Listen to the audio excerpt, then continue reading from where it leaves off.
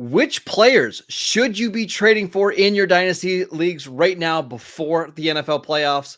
All that and more in this episode of the Locked On Dynasty Football Podcast. You are Locked On Dynasty Football, part of the Locked On Podcast Network. Here are your hosts, Marcus Mosher and Kate Madjuke. Welcome back to the Locked On Dynasty Football Podcast, part of the Locked On Podcast Network, your team every day. We'd like to thank you for making us your first listen of the day. Today's episode is brought to you by FanDuel.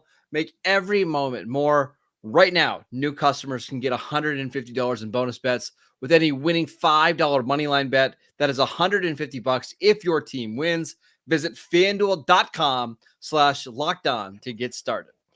I am your host, Marcus Mosher. You can follow me on Twitter at Marcus_Mosher. Joining me today, as always, is Kate Madjuke. Check her out on Twitter at Kate Madjuke. Check her out on Behind the Steel Curtain and Pro Football Focus. Kate, today we're going to be talking about some players you're going to want to trade for before the actual NFL playoffs are going on. I know at least in a lot of my leagues, trades are still open. They're open all year long, so you can go out and make moves now. Because as we know, Kate, every year there is 2, 3, 4 guys that see their dynasty values skyrocket with strong playoff performances. Yeah, absolutely. And we don't know exactly what this playoff field is going to shake out to be, but I think we have a pretty good idea. At this point in the season, there's a couple of teams here that are still in the hunt that, I do think if we see them make it into the playoffs, we're probably going to have a couple of guys that, like you said, they have these breakout performances or continue to build on what they have in the regular season. And we all know recency bias is such a thing. Yes. You are going to remember the guy you most recently saw on the football field more than anything. So there is a chance if you trade for these players right now, instead of waiting for that big time breakout in the playoffs, you might be getting yourselves a huge dynasty value. We're going to call this like the Gabe Davis show, right? Remember when Gabe Davis had 4 touchdowns against the Chiefs and everybody wanted to go get him? Hopefully it works out better than that. Who is your first guy? I want to talk about Jordan Love, who, first season as an NFL starter, Marcus, I could not be more impressed with what Jordan Love. There is a reasonable chance that Jordan Love might actually lead the league in NFL passing touchdowns. He currently is one of 3 quarterbacks with 30 or more passing touchdowns. And you know what? They've got a lot to play for here in week 18. Maybe we see him take over the reins and actually lead the league. He ranks 14th in PFF passer grade, 13th in big time throw rate, 13th lowest turnover worthy play rate among any quarterback with 100 plus pass attempts. That's 48 quarterback sample size, ranks 12th in passer rating. And you know what, Marcus? I don't know if, off the top of your head, do you know where Jordan Love finished in fantasy this year? It's got to be inside the top 8, right? He finishes the quarterback 6. Yeah. Quarterback 6. And, there were a lot of circumstances that led to that. Obviously, there were a ton of injuries at the quarterback position. So that kind of, that helps inflate your standing there a little bit. But Marcus, Jordan Love has been a top 12 quarterback in 7 of the last 8 weeks of the season. He was steady Freddie. And I think what makes me all the more impressed with that performance in his first season as a starter, we know the complexities of Matt LaFleur's offense. We know that it's a lot. It's a lot to grasp. It's complex. And there are a lot of decisions. It's a very cerebral offense. And, I have to imagine with a group of skill position players that are as young and inexperienced as those that are in the Packers offense right now, for them to have executed it at this high a level, I think it just tells you volumes about what you might be able to expect in the future. On top of that, kind of pseudo number 1 receiver, Christian Watson has missed, I believe, 10 games with a hamstring injury. It seems like he's going to at least try to play in week 18, excuse me. Jaden Reed has missed some time. they've used Bo Melton, Dontavian Wicks, and then Luke Musgrave, who is playing well. He's been out the last month because of a lacerated kidney. Like, there's been a lot of reasons why Jordan Love could have said, hey, this just isn't our year. Let's kind of fold up shop. Instead, he's been able to overcome that. And I think as this offense grows, because remember, this is the youngest offense in the NFL by a mile. Once some of these young players start to get a little healthier and a little bit more reliable, like, we could just expect 30 touchdowns every single year from Jordan Love. And the great thing is, Kate, you don't have to pay top 6, top 8, top 10 quarterback prices for Jordan Love right now on Dynasty League football, being drafted as QB 15. I'm doing that all day. And like Marcus, you mentioned, we can probably expect a relatively safe floor from Jordan Love as a passer. He also showed a lot of promise, extending plays with his legs. Had 4 rushing touchdowns this year, I believe, if I'm not mistaken. But like added some of that extra play on the ground, which it just so helps from a fantasy perspective. Like, we know that the quote unquote Konami code quarterbacks are the wave of the future, and they are a little bit of a cheat code here. I'm not saying Jordan Love is a Konami quarterback, but I am saying he's mobile enough to extend plays with his legs and actually kind of give you an additional sort of safe floor there with that rushing ability. 248 rushing yards, 4 touchdowns, by the way. I just think, again, not a huge number. He's not leading the league by any means. He's not Josh Allen, but to have that extra bit of yardage, that extra potential for a rushing touchdown, that helps. Yeah, it does. Let's run through some trades over the last month on Dynasty League football. Almost all of these are going to be super flex leagues, so just keep that in mind. But Jordan Love for a 2024 first round pick. Jordan Love. Yeah, I'm with you there. Let's get even a little bit more aggressive. Would you trade Jordan Love and Kyron Williams for Trevor Lawrence? No, I'll take Jordan Love and Kyron Williams all day. Yeah. I hesitate to even put this one out there, but Jordan Love for Bryce Young. Jordan Love. Okay. Jordan Love, Dontavian Wicks, Demario Douglas for Tua. I guess I'll take Jordan Love. I think I would take Tua there. Tua's had a really nice season. I think that kind of gone a little bit unnoticed. Like, Tua's had a really nice season, and man, here's the thing though, Marcus. Fingers crossed, knocking on wood, stayed healthy. It's been a much better season for his play on the field than it has been for fantasy. True. Well, when you have 27 rushing touchdowns as a team, it takes away a little bit of a couple more. Jordan Love, a 2024 second and third round pick for Justin Herbert. Oh, that's an interesting trade, Marcus. And I tend to lean Justin Herbert. But is it just the name value? Obviously, he's been super productive, but this has been an offense that just hasn't been able to figure it out. I want to wait on this one. I want to see who Justin Herbert's coach is next year. I want to see what the offense looks around it. Like, can they just be stable a little bit? Because I think the ceiling is just so much higher for Justin Herbert. Okay, so for the time being, are you saying you take Jordan Love in this trade?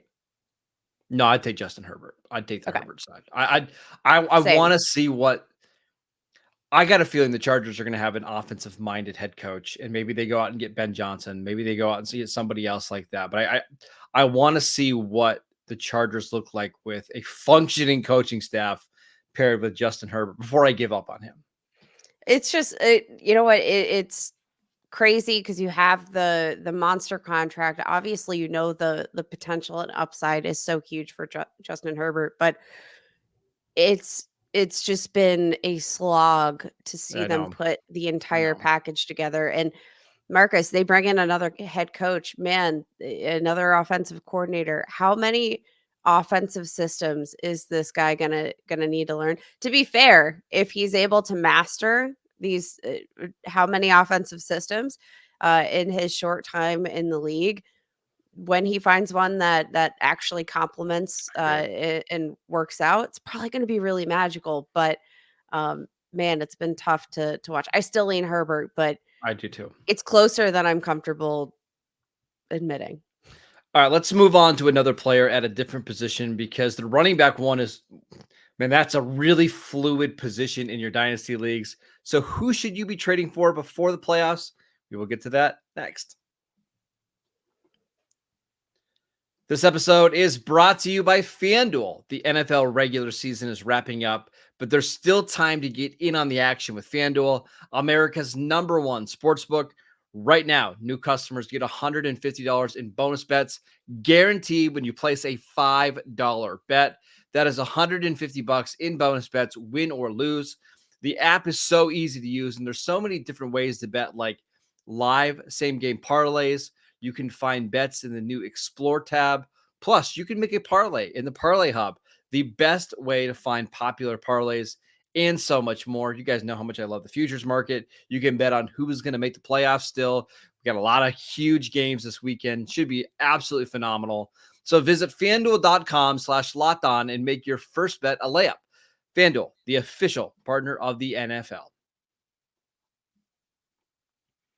Welcome back to the Locked On Dynasty Football Podcast. We wanted to let you know that Locked On has launched the first ever national sports 24/7 streaming channel on YouTube.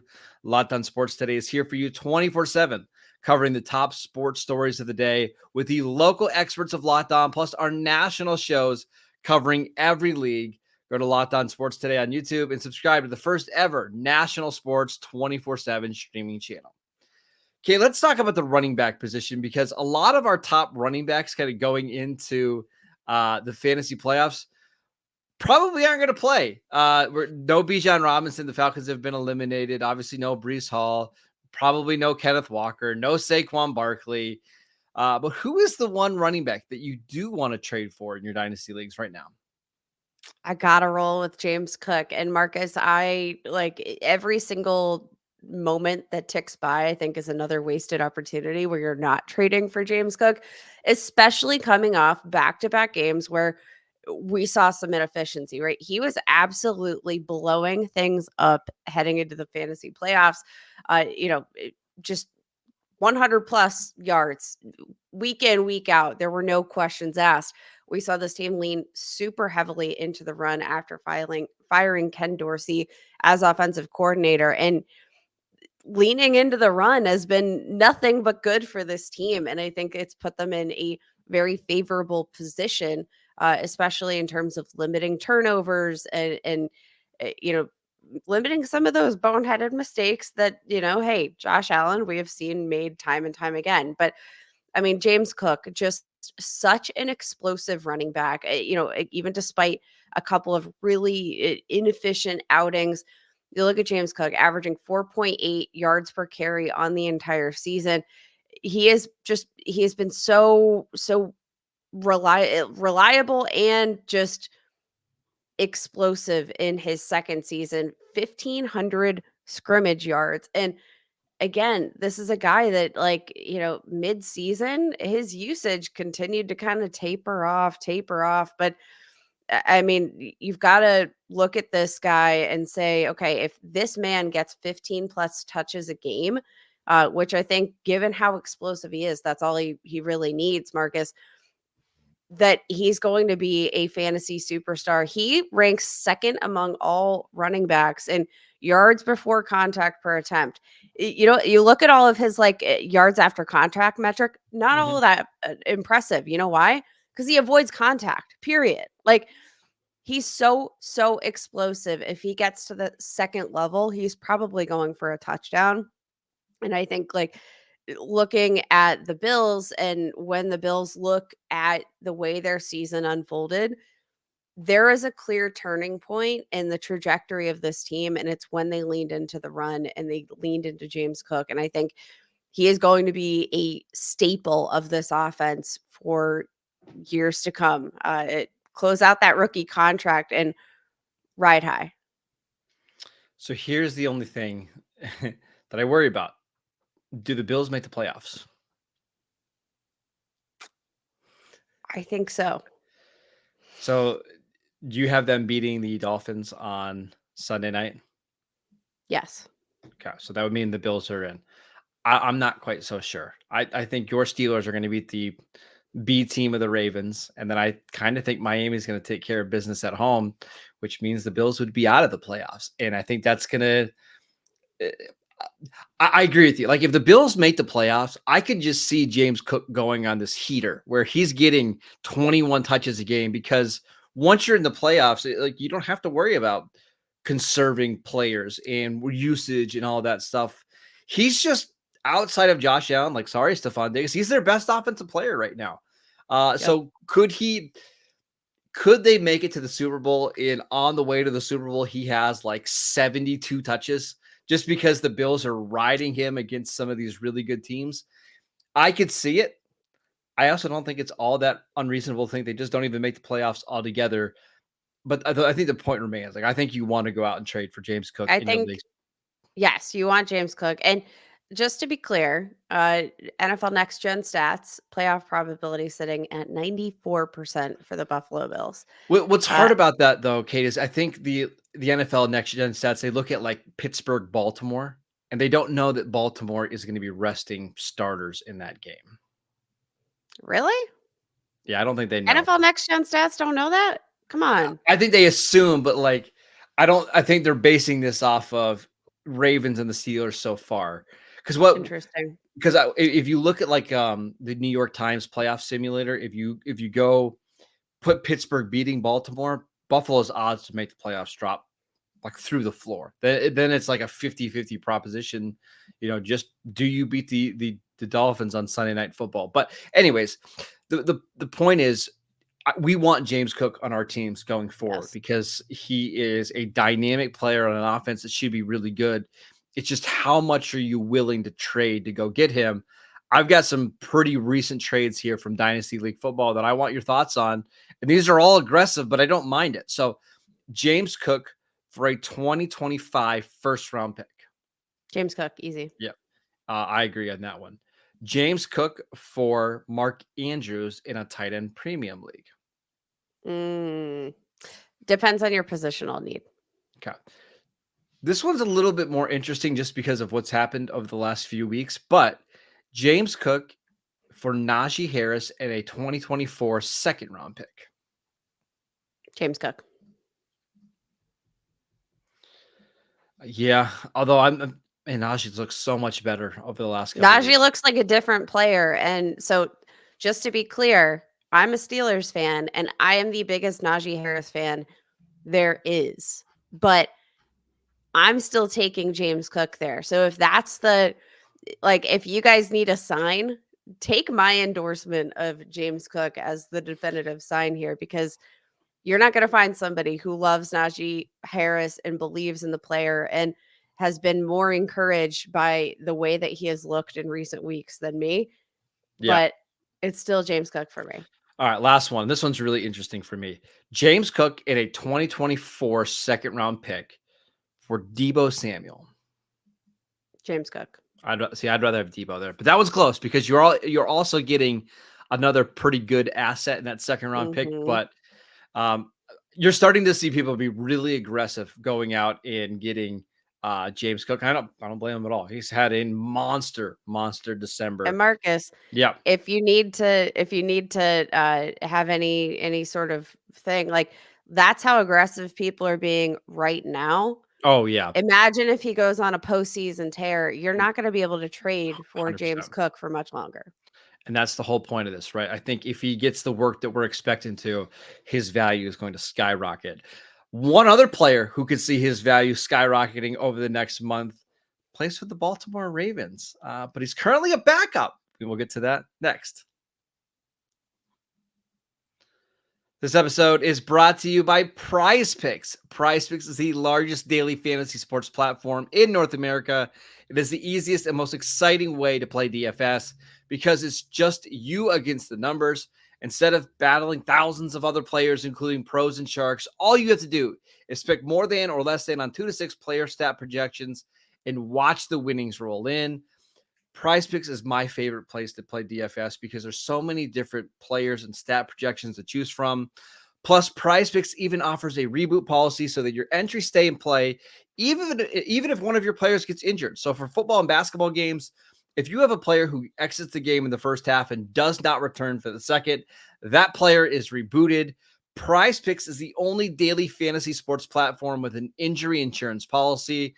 So go to prizepicks.com/LockedOnNFL and use promo code LockedOnNFL for a first deposit match up to $100. Again, go to prizepicks.com/LockedOnNFL and use promo code LockedOnNFL for a first deposit match up to $100. Welcome back to the Locked On Dynasty Football Podcast, everydayers. We've got a busy week of shows for you. No Friday preview like we usually do because there's no Thursday game. So we're going to be doing something a little bit different on that show, getting you ready for some players that maybe you should pick up on your waiver wires as we get into the offseason. So be sure to tune in for that. But again, we've got a busy week of shows. Kate, I want to talk about one more player here that I'm going out and trading for like crazy. And that's Isaiah Likely for the Baltimore Ravens. Now, I know he's blocked by Mark Andrews for the foreseeable future, but I just wonder maybe if that's not really the case. We saw him last week against Miami, 2 catches, 42 yards and 2 touchdowns. He's gone over at least 40 yards in all of his starts with the Ravens. He's scored 4 touchdowns over the last 4 weeks. I was telling you pre-show, I kind of like this Ravens offense better with Isaiah Likely as a starting tight end just because he gives them more athleticism. And the last thing before I let you go, we talked about kind of spamming the tight end position, right? Like the way to attack the tight end position, if you don't have a Sam Laporta or a TJ Hawkinson or Travis Kelce, is just throw as many darts as you can at tight ends, 14 through 20. Last year, we were telling you to go out and trade for Trey McBride and Jake Ferguson. If you did that, you probably are doing very well in your dynasty leagues. This year, I love Isaiah Likely at tight end 20. And I think there's a chance that the Ravens just see this thing through the playoffs. He becomes one of the more important weapons on the team, and they just lean into it in 2024. And here's the thing, Marcus. So, like you mentioned, sort of that element that Likely brings to the tight end position that maybe Mark Andrews doesn't. I think Mark Andrews is a better blocker and than Isaiah Likely, Absolutely. at least to this point. Which maybe relegates Isaiah Likely. They have Charlie Kolar. Maybe that relegates him more to this standard receiving type role, which Mark Andrews, obviously one of the best receiving tight ends in the league, but his abilities as a blocker and his usage there, I think, I just think having these tight ends who are relegated to more of a receiving role. Now, I'm not saying Isaiah Likely can't block. I'm just saying that Mark Andrews is better at it. So maybe you see that sort of hybrid usage that maybe can sometimes be a little bit frustrating for your kind of standard typical tight ends. When you don't know, is he going to be running a route or is he going to be blocking? Maybe we see Isaiah just keep running them routes. We know this is going to be a productive offense. I think the passing offense in particular, you've got to be so impressed with what they've done in this new regime offensively. And I mean, Mark Andrews, I love the player, but the contract in particular, a very interesting aspect of that. Yeah. I will also say with Baltimore, with them clinching the number 1 seed, the way that it works in Dynasty, unfortunately, is the further that we get in the playoffs, the more meaning those games end up having for Dynasty players, right? If Isaiah Likely posts a 6-catch, 100-yard day with 2 touchdowns in the AFC Championship game, people are just going to remember that really well. That'll stick. And I will guarantee you'll see his price go from tight end 20 to tight end 15 just based off that one game. So I think there's an opportunity for the Ravens to be playing a lot of playoff games this year, including potentially being in the Super Bowl. I'm not one that believes Mark Andrews is going to be back at any point. Big opportunities for Isaiah Likely. I just want to grab him now before the price goes up. Only 23 years old, Kate, and he's so good after the catch. Yeah, very explosive. And again, to show this kind of promise this young as a tight Yes. end, again, like I know we've been a little bit spoiled with some of the high quality young tight ends we've seen in the game in the past couple of years, but again, do not let that Nope. minimize for you how impressive a feat it is to be standing out in the way that Likely has, the way Laporta has. It's pretty incredible. Again, I'm just going to keep reminding everybody one of the themes of this offseason is try to grab as many of these tight ends in the tight end 14 to tight end 23 range, because every year we're going to see multiple of these guys just shoot right up. This year, Sam Laporta, Trey McBride, Jake Ferguson, Luke Musgrave, all guys that were being drafted outside the top 8 or so that are all, top 10 tight ends right now. Locked in. So there's going to be a couple of these guys. We know Isaiah Likely can play. He's on he still has 2 years left on his rookie deal after this season. Grab him now before his price goes up. That is it for today's show. We want to thank you for making Locked On Dynasty your first listen every single day. Again, make sure you tune in the rest of the week. We've got shows all week long, despite your fantasy championships already being over. You're not going to want to miss any shows this week. Go follow Kate on Twitter at Kate Maljuk. Go check her out at Pro Football Focus and Behind the Steel Curtain. I'm at Marcus_Mosher, and we'll see you right back here tomorrow, everybody.